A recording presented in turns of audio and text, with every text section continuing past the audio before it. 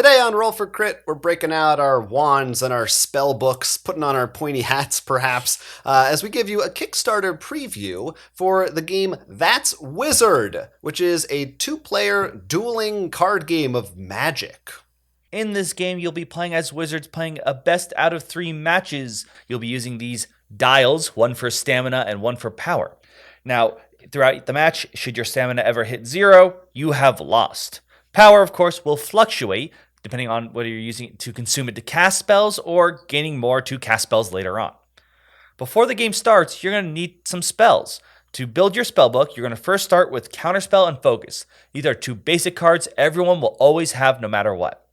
Then there are a huge list of cards for you to pull from, each one from a different discipline of magic. So for example, let's say illusions. They have spells at different levels from 1 to 4. To take the level 4 though, you need all previous levels. So it's almost like you mastered that skill, so you really focused in on that to get those really strong spells. Afterwards, you're going to take the 7 cards you've chosen, plus the 2 cards I mentioned earlier, Focus and Counterspell. You're going to choose 2 of those cards that aren't Counterspell and Focus, and you're going to put them aside secretly. That's your sideboard. That becomes more important once you play more than one match. When both players have their cards ready, they will choose one and put it face down simultaneously, along with a secret dial, which they're going to set to a certain power level. So each spell, of course, costs a certain amount of power, but sometimes there is a range. You might be able to spend between 2 and 4, for example, and the more you spend, the stronger that spell might be. However, whoever spent the least amount of power gets to go first once the cards are revealed. Some cards are defensive spells, and you'll want to make sure that they get triggered first in the round because they're going to be countering whatever your opponent is doing. Once those cards and dials are flipped, then you will also lower the power meter on your actual public power dial and carry out their effects in the order that they are meant to be carried out. Usually this means doing damage to your opponent, but some of them have different, more complicated effects. They may last a certain number of rounds, so there are these time tokens, and those will mark how long the card stays out for. And in that case, maybe you'll be able to slow your opponent down or make their cards more expensive, different little tricks that you can pull. If it's not one of those, then once both cards have been resolved, it goes right back into your hand, and you are free to play it again on the next turn. And again, this continues until one player hits 0 health, and then in a standard match, you do best 2 out of 3. And the fact that you can bring those cards right back into your hand means it's really important in this game to learn what your opponent's cards are and figure out how to prepare and react to them. Of course, keeping in mind that the Focus and Counterspell cards are the 2 that will always be consistent. Focus simply allowing you to refill your power meter, and Counterspell giving you the chance to block one of your opponent's moves. And you always have to be careful because no matter what cards they pick, they'll at least always have that one defensive card. However, Counterspell does come at the cost of 1 life for every time you consecutively played it, so don't expect someone to keep playing that or else they'll just eat up their own vitality. Mm-hmm. Now, back to that sideboard. Once a game is ended, you actually will take those 2 cards back into your hand, so you could choose new cards. So let's say I'm like, oh, he's not playing too defensively. I can play my bigger spells, so I won't leave those in my sideboard.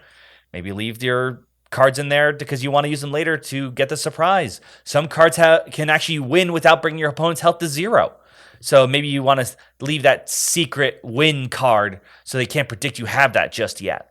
Yes, it certainly has some of the traditional trappings of a lot of dueling style card games that you've played, but the fact that your deck, so to speak, is 7 cards with 2 extras that you can swap in means it's a very different kind of mind game, and you're really focusing on deciding what to play and when, and it almost has a bit of that rock, paper, scissors thing where it's like, I know this will counter that card that they have, but what if they play that one? Then that will counter mine. Except that because there are so many different cards that are possible to add to your pool, it really makes it's much harder to predict than, for instance, rock, paper, scissors. There's a lot more variables going on.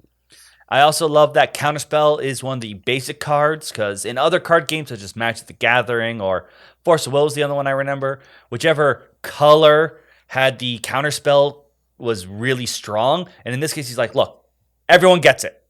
So you always have to be thinking about that. Like, is this the time that he's going to try to counter my spell and I'm going to lose putting in maybe like 6 or 7 power into this huge spell, or maybe I can even bait it out of him, because if he's already played it once, he's going to take 2 damage next round if he plays it again. Yeah, and then there's also monitoring your opponent's power level and thinking like, oh, their power level is pretty low, so I think there's only a couple cards they have that they even can play right now. So maybe this is the time when I try to strike, or is now the time that I try to recover, and then we're both recovering, so we don't have to compete, and no one gets a leg up. And there's a lot of those kinds of interesting choices that I often enjoy in games. And of course, there's a big magic theme across everything. Definitely Harry Potter-esque, which of course Harry Potter draws from general magic, not Magic the Gathering, like I mentioned earlier. Yes. General magic. We should make sure magic with a K, you might say. Is all across that. But Harry Potter is what it made me think of, traditionally like the 2 wizards dueling and Expelliarmus and all that kind of stuff. It's that kind of it's not a goofy theme, but it's certainly on the lighter side. It's a fun kind of an atmosphere, I think. It's definitely the kind of game that really wanted to keep the mind games of the dueling style 2-player games, but really tried to cut out a lot of the chaff of like maybe different mana sources, or there's a lot of cards to pull from, but in the end you're only bringing in 9 cards, 2 of which will always be in there, and 2 of them you take out each time in the sideboard. It tries to make it a lot leaner, so you can be like, I know what he could probably use, what are they going to do, and how can I try to play around that? Yes, plays pretty quickly. Some matches could last longer than others, but some could go really fast depending on what cards come out and when. Like I said, there are those instant kill cards, so be wary of those. If you want to learn more about That's Wizard, then you can check the links in our description down below. This is going to be a Kickstarter campaign, so you can check it out for more information and back it if you'd like. And let us know in the comments what you think about it. If you have any feelings about it one way or the other, or maybe you've had a chance to play it at a convention or something, and you want to let us know what's Wizard to you. Is that Wizard?